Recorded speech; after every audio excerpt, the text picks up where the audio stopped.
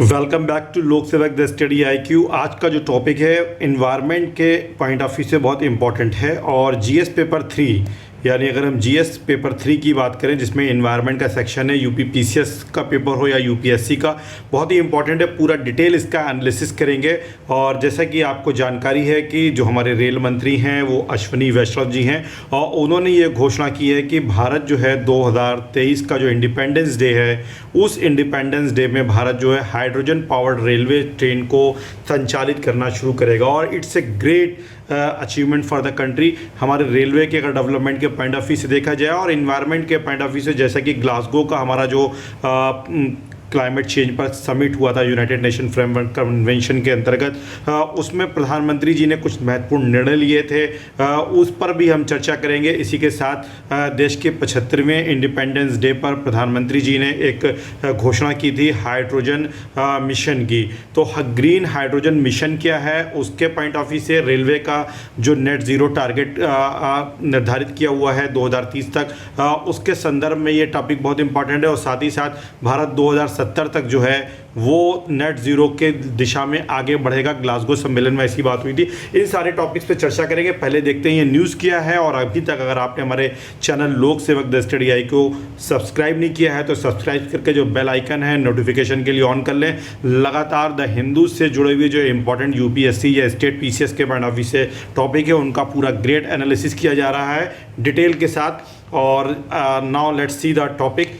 जैसा कि मैंने बताया कि ग्लासगो सम्मेलन में प्रधानमंत्री जी ने ये घोषणा की थी कि भारत जो है गैर जीवाश्म ईंधन ऊर्जा क्षमता को 500 गीगावाट तक बढ़ाएगा।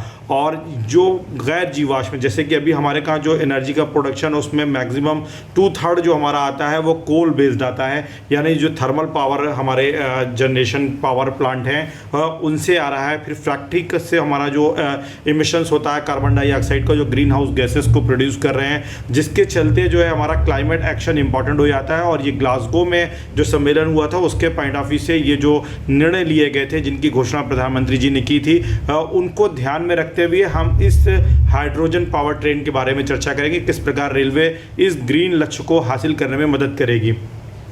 भारत 2030 तक अक्षय ऊर्जा के साथ साथ अपनी ऊर्जा आवश्यकताओं को 50% पूरा करेगा, ये घोषणा हुई थी।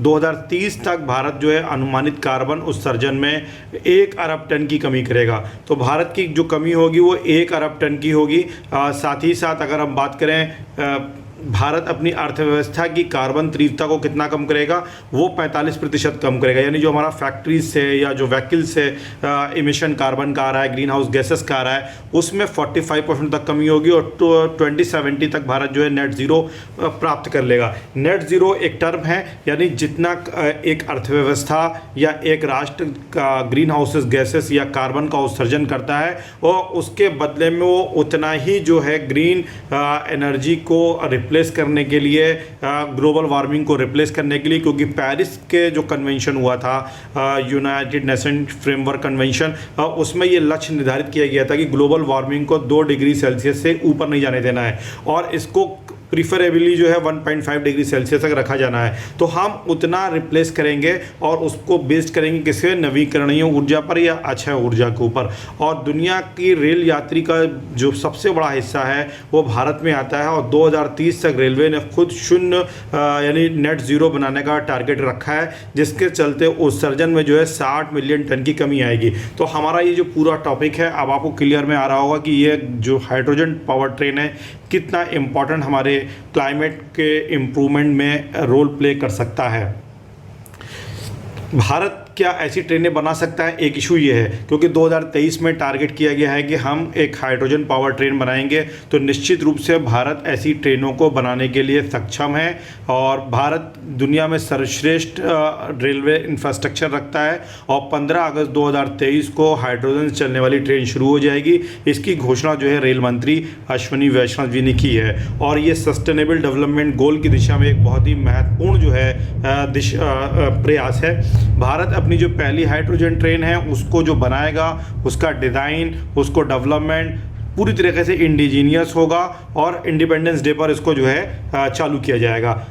नेशनल हाइड्रोजन मिशन को ध्यान में रखना चाहिए कि इसी के अंतर्गत इस मिशन को आगे रेलवे का बढ़ाया गया है, क्योंकि जैसा कि मैंने अभी बताया कि ग्लासगो में भारत ने 2070 तक जो है नेट ज़ीरो का टारगेट किया हुआ है और 2030 तक 500 गीगावाट जो है नवीकरणीय ऊर्जा का लक्ष्य है। तो और इसकी घोषणा जो हुई थी नेशनल हाइड्रोजन मिशन की, वो 75वें स्वतंत्रता दिवस के अवसर पर हो रही थी और इसी दिशा में हम इस प्रयास को आगे बढ़ा रहे हैं। सबसे बुनियादी शब्दों में अगर हम देखें तो एक हाइड्रोजन ट्रेन क्या होती है? एक हाइड्रोजन ट्रेन वह ट्रेन है जो हाइड्रोजन को ईंधन के रूप में इस्तेमाल करती है। यानी जो एक ट्रेडिशनल ट्रेन है वहाँ पर हम उसमें फ्यूल के रूप में या तो इलेक्ट्रिसिटी यानी इलेक्ट्रिक ट्रेन है, या फिर फ्यूल के रूप में ट्रेडिशनली जो है हम उसमें डीजल का प्रयोग कर रहे हैं। लेकिन एक हाइड्रोजन जो ट्रेन होगी वो हाइड्रोजन का यूज़ करेगी और इसलिए उसमें इंटरनल कंबशन इंजन जो है हमारा ये प्रयोग नहीं किया जाएगा, क्योंकि ये इंटरनल कंबशन इंजन्स होते हैं। वहाँ पर जब फ्यूल बर्न होता है तो वहाँ से ग्रीन हाउसेस गैसेस का इमिशंस होता है और ये जो ग्रीन हाउसेस गैसेस हैं इनके इमिशन से जो है पर्यावरण में ग्लोबल वार्मिंग होती है और हमारा जो है क्लाइमेट चेंज की समस्याएं सामने आ रही हैं ग्लोबल वार्मिंग के चलते, जिसके चलते इसको रिप्लेस किया जा रहा है। अगर हम जीवाश्म ईंधन पर चलने वाले इंजन्स की बात करें तो यहाँ पर आंतरिक दहन होता है यानी इंटरनल कंबशन होता है और ये इंजन जो है ग्रीन हाउस गैस उत्सर्जन में दुनिया में लगभग 10% का जो है कंट्रीब्यूट करते हैं। और ग्रीन हाउसेस गैसेस जो हैं उसमें मुख्य रूप से कार्बन डाइऑक्साइड है, मीथेन है, नाइट्रस ऑक्साइड जैसी गैसें हैं। इसके अतिरिक्त जो है कार्बन मोनोऑक्साइड, नाइट्रोजन डाइऑक्साइड और सल्फर डाइऑक्साइड, ये सारे जो हैं ग्रीन हाउसेस गैसेस कहलाती हैं, क्योंकि ये क्या करती हैं हमारे जो क्लाइमेट है उसमें ग्लोबल वार्मिंग को ऐड करती हैं और जिसके चलते क्लाइमेट चेंज को हम सामना कर रहे हैं। अगर इंजन की बात करी जाए, इंटरनल कंबशन इंजन और ये जो हाइड्रोजन बेस्ड हमारी पेट्रोल जो इंजन होंगे उनमें अंतर क्या होगा? तो जो इंटरनल कंबशन इंजन होते हैं ये दो तरीके के होते हैं, एक इंटरनल कंबशन इंजन होता है और एक एक्सटर्नल कंबशन इंजन होता है। इंटरनल कंबशन इंजन में पेट्रोल इंजन, डीजल इंजन शामिल होते हैं और इनमें सिलेंडर के जो अंदर होता है उसी के अंदर यानी जो हमारा पेट्रोल या डीजल है वो जलता है। जबकि एक्सटर्नल कंबशन इंजन जो होगा ईसी इंजन, उसमें सिलेंडर के बाहर जो है ये सारी चीज़ें जलती हैं, जैसे स्टीम इंजन, स्टीम टरबाइन। तो दोनों चीज़ों में आपको अंतर क्लियर हो गया होगा। फिर नेक्स्ट अगर हम बात करें, लगभग शून्य कार्बन ग्रीन हाउस गैस उत्सर्जन की संभावना वाले विविध घरेलू संसाधनों से हाइड्रोजन का उत्पादन किया जा सकता है। तो हाइड्रोजन को हम बिल्कुल नेचुरली डोमेस्टिक तरीके से और नेचर फ्रेंडली जो है हम प्रोड्यूस कर सकते हैं। और एक बार जब हम हाइड्रोजन को प्रोड्यूस करते हैं तो हाइड्रोजन से हमें इलेक्ट्रिसिटी मिलती है और इस इलेक्ट्रिसिटी का प्रयोग हम जो है ट्रेन को चलाने के लिए, फैक्ट्रीज के चलाने के लिए हाइड्रोजन बेस्ड व्हीकल्स आ रहे हैं। भारत ने इलेक्ट्रिक व्हीकल्स की दिशा में भी बड़ी तेज़ी से उन्नति की है और ये हाइड्रोजन जो है वो इको फ्रेंडली है, यानी हमारे इन्वायरमेंटल फ्रेंडली है और इससे किसी प्रकार के पर्यावरण को नुकसान नहीं पहुंचता है, क्योंकि इसका जो बाई प्रोडक्ट होता है वो वाटर वेपर है, जलवाष्प या जो है हीट जो गर्म हवा होती है वो निकलता है। और इसका हम प्रयोग स्थिर और परिवहन ऊर्जा दोनों क्षेत्रों में हाइड्रोजन का प्रयोग किया जा सकता है। तो it's a great leap towards the eco friendly environment. अगर हम बात करें ये जो रेल इंफ्रास्ट्रक्चर भी भारत का है, यहाँ पर अभी भी जो है या तो इलेक्ट्रिक ट्रेनें चल रही हैं या जो है डीजल ट्रेनें चल रही हैं, लेकिन अब भविष्य में आने वाले समय में हाइड्रोजन बेस्ड जो हाइड्रोजन पावर्ड इंजन होंगे उनसे ट्रेनें चलेंगी। और फिर हाइड्रोजन जो ट्रेनें हैं उनमें एनर्जी को कैसे हम रेस्टोर करेंगे, कैसे उसको उसमें स्टोर किया जाएगा। तो हाइड्रोजन ट्रेनें जो होंगी वो ईंधन कोशिकाओं से, यानी उसमें एनर्जी सेल्स होंगी और वो उससे लेस होंगी और जो एनर्जी सेल्स होंगी वो हाइड्रोजन और ऑक्सीजन के कॉम्बिनेशन के माध्यम से बिजली का उत्पादन करती हैं। यानी जब हाइड्रोजन और ऑक्सीजन का कॉम्बिनेशन होता है तो उससे हाइड्रोजन जो है एनर्जी प्रोड्यूस करता है और ये एनर्जी जो है वो एनर्जी सेल्स के माध्यम से प्रयुक्त होती है और ये एक ऐसी प्रक्रिया है जो भाप और पानी को एकमात्र उत्सर्जन के रूप में छोड़ती है। और ये दोनों ही प्रोडक्ट बाई प्रोडक्ट ऐसे हैं जो हमारे एनवायरनमेंट को नुकसान नहीं पहुंचाते हैं। और ये जो ट्रेन में अतिरिक्त ऊर्जा आएगी ये लिथियम आयन बैटरी में हम इसको स्टोर कर लेंगे। लिथियम आयन बैटरी आप अपने मोबाइल में भी देखते होंगे, ये बड़े आकार की, विशालकाय आकार की होगी और उन्हीं में इस हाइड्रोजन से बनी हुई जो है एनर्जी जो है स्टोर की जाएगी। और 1 किलोग्राम हाइड्रोजन जो है लगभग 4.5 लीटर डीजल ईंधन के बराबर है। यानी 1 किलोग्राम अगर हम हाइड्रोजन से जब बिजली प्रोड्यूस करेंगे तो वो 4.5 लीटर डीजल के बराबर, 4.5 लीटर डीजल से जितना एनर्जी प्रोड्यूस होगा वो 1 किलोग्राम हाइड्रोजन से होगा। तो क्वांटिटी के पॉइंट ऑफ व्यू से भी देखा जाए इसका कंजम्पशन कम है, और environment friendly point of view से भी देखा जाए तो इसका महत्व जो है कहीं बहुत अधिक है। और फिर जितनी भी ट्रेनें हाइड्रोजन से चलें या व्हीकल्स चलें, कोई भी हो, उनको हम हाइड्रेल के रूप में कहते हैं। तो हाइड्रेल क्या होता है? हाइड्रोजन से चलने वाली जितनी भी वाहन होंगे, व्हीकल्स होते हैं, छोटे हों बड़े हों, रेल हो, उनको हम हाइड्रेल कहते हैं। बहुत इंपॉर्टेंट है पीईटी के पॉइंट ऑफ व्यू से। हाइड्रेल क्या है? यूपीपीसीएस के पॉइंट ऑफ व्यू से तो बहुत ही इंपॉर्टेंट है। हाइड्रेल क्या है? हाइड्रेल हाइड्रोजन से चलने वाली रेल वाहन, चाहे वह छोटे हों या बड़े हों, उनको कहा जाता है हाइड्रेल। और हाइड्रेल वाहन जो है वर्तमान में हाइब्रिड होते हैं, ये भी पॉइंट इंपॉर्टेंट है। और अच्छे ऊर्जा भंडारण जैसे बैटरी या सुपर कैपेसिटर इसमें शामिल हैं, हाइड्रोजन ईंधन के पूरक हैं। नेक्स्ट अगर हम बात करें तो अभी लगभग 1 महीने पहले एक कोराडिया आइलैंड हाइड्रोजन ईंधन सेल द्वारा संचालित दुनिया की पहली ये ट्रेन है। ये ट्रेन अभी जर्मनी में चली है, कोराडिया आइलैंड, और ये हाइड्रोजन ईंधन से चलने वाली दुनिया की पहली ट्रेन है। और ये शून्य उत्सर्जन ट्रेन निम्न स्तर का शोर करती है, इससे शोर भी बहुत कम होता है और केवल भाप और कंडेंस्ड वाटर इससे जो है बाहर आता है। ये एल्स्ट्रॉम जो है कंपनी, उसने इस ट्रेन को जो है डेवलप किया है। अगर हम भारत के इस ट्रेन के बारे में बात करें तो ये फ्रांसीसी जो ट्रेन निर्माता कंपनी है एल्स्टॉम, उसके द्वारा बनाई गई है और 62 मील लंबी लाइन पर चल रही है, जर्मनी में है और दुनिया की पहली हाइड्रोजन से चलने वाली ट्रेन शुरू की गई है। तो ध्यान रखना है कि दुनिया की पहली, अगर हम वर्ल्ड की बात करेंगे तो वर्ल्ड की पहली जो है हाइड्रोजन चालित या हाइड्रोजन पावर ट्रेन जो है वो जर्मनी में चली है। बनाने वाली कंपनी जो है एल्स्टॉम है, जो फ्रांस की है, और भारत में जो चलेगी वो संभवतः दूसरी इस तरीके की ट्रेन होगी। हालांकि दुनिया के कई और देशों में भी जो है हाइड्रोजन पावर ट्रेन चलाने का जो है काम किया जा रहा है। फिर इसका संचालन जो शुरू हुआ वो 4 साल तक इसका संचालन रहा और जर्मनी के लोअर सैक्सोनी स्टेट में जो है इसको लॉन्च किया गया है। क्या हाइड्रोजन ट्रेनों से जुड़ा हुआ एक बहुत इम्पॉर्टेंट प्रश्न है कि क्या हाइड्रोजन ट्रेनें जो होंगी वो इफ़िशियंट होंगी?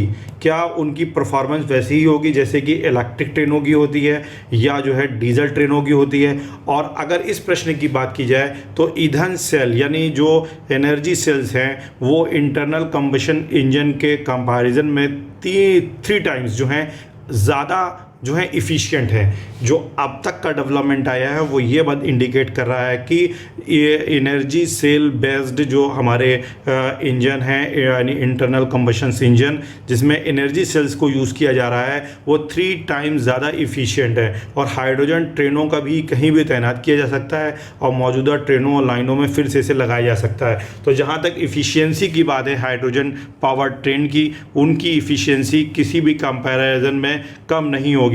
हाइड्रोजन ट्रेन बिल्कुल सुरक्षित होगी क्योंकि हाइड्रोजन एक हाईली इन्फ्लेमेबल है, गैस होती है, लेकिन इसके बावजूद इस तरीके की तकनीक का प्रयोग किया गया है कि ये जो है सुरक्षित होगी। और हाइड्रोजन चालित ऑटोमोबाइल की सुरक्षा की जांच से पता चला है और हाइड्रोजन ईंधन सेल वाहन आंतरिक दहन इंजन वाले की तुलना में अधिक सुरक्षित है।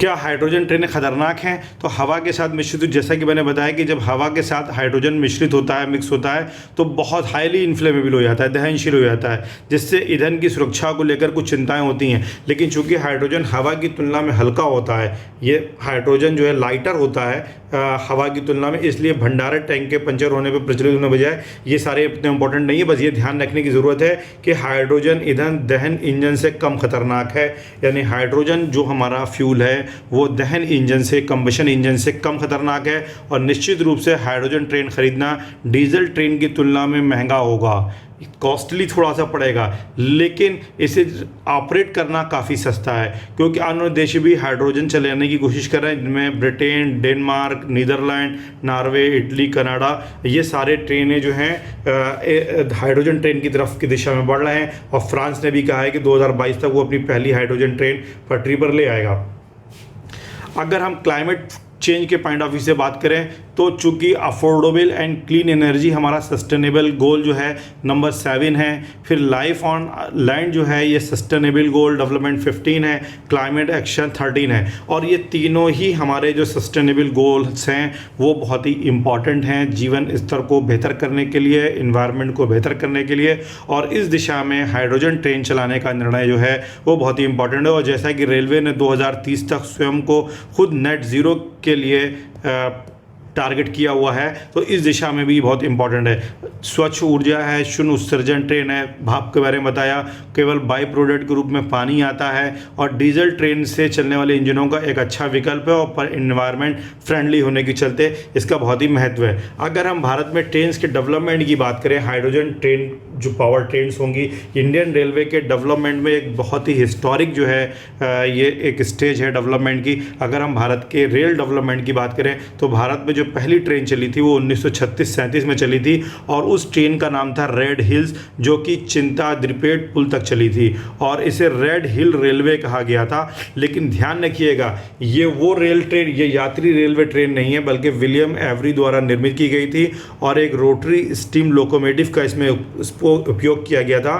और इस रेल का निर्माण जो है सर आर्थर कॉटन द्वारा किया गया था और इसका उपयोग मुख्य रूप से मद्रास में सड़क निर्माण कार्य के लिए ग्रेनाइट पत्थरों के परिवहन के लिए किया गया था। भारत में जो पहली यात्री ट्रेन चली है वो जो है 1853 को चली है। तो ध्यान रखिए कि जो पहली ट्रेन भारत में चली है 1836-37 में, वो जो है एक ग्रेनाइट पत्थरों के परिवहन के लिए ट्रेन चली थी, मद्रास में चली थी सर आर्थर कॉटन के द्वारा। लेकिन अगर हम भारत में पहली यात्री ट्रेन की बात करें तो 16 अप्रैल 1853 को बॉम्बे में बोरी बंदर और थाने के बीच चली थी। 16 कैरिज ट्रेन को 3 भाप इंजनों ने इसको चलाया था, जिनके नाम थे इंजन के साहिब, सिंध और सुल्तान। और 400 लोगों को ये लेके गया था और ग्रेट इंडियन पेनिनसुलर रेलवे द्वारा निर्मित और संचालित 34 किलोमीटर लगभग 21 मील की लाइन पर चला था। और इस लाइन को 1676 मिलीमीटर यानी 5 फीट 6 इंच के ब्रॉड गेज पर बनाया गया था, जो देश में रेलवे के लिए मानक बन गया। यानी भारत में ब्रॉड गेज की भी स्थापना इसी रेल लाइन संचालन के साथ शुरू हुई थी। फिर भारत में जो दूसरा महत्वपूर्ण रेलवे के डेवलपमेंट में ऑपरेशन के पॉइंट ऑफ व्यू से जो है एक लैंडमार्क है, वो 3 फरवरी 1925 का है, जब भारत की पहली इलेक्ट्रिक यात्री ट्रेन विक्टोरिया टर्मिनल यानी वीटी से कुर्ला के बीच चली थी। और भारतीय रेलवे ने 2023 तक के लिए सभी ब्रॉडगेज मार्गों का 100% इलेक्ट्रिफिकेशन जो है हासिल करने का लक्ष्य रखा है। और 24 अक्टूबर 1984 को एस्प्लेनेड और भवानीपुर के बीच कलकत्ता मेट्रो देश की पहली ट्रेन बन गई थी। Thank you so much. अगर आपको हमारा ये वीडियो अच्छा लगे तो लाइक और सब्सक्राइब ज़रूर करें। कमेंट के माध्यम से आप अपने सुझाव दे सकते हैं। टोटल ये चैनल पर आपको सभी सामग्री जो है फ्री मिलेगी, इसके लिए किसी तरीके की कॉस्ट नहीं है। जीएस पेपर 1, जीएस पेपर 2, 3, 4, 5 सभी पर हम आपके लिए अपडेटेड स्टडी मटेरियल लेकर के आने वाले हैं। टीम इसके लिए पूरा कार्य कर रही है, मटेरियल तैयार हो चुके हैं, धीरे धीरे इनको अपलोड किया जाना है। और 2023 और 2024 जो फाउंडेशन बैच के लिए यूपीपीसीएस या यूपीएससी के एस्पायरेंट्स हैं वो फॉलो कर सकते हैं। और अगर आपको किसी तरीके की कोई जानकारी लेनी हो तो इस पर आप व्हाट्सएप कर सकते हैं कॉन्टैक्ट नंबर पर। Thank you so much.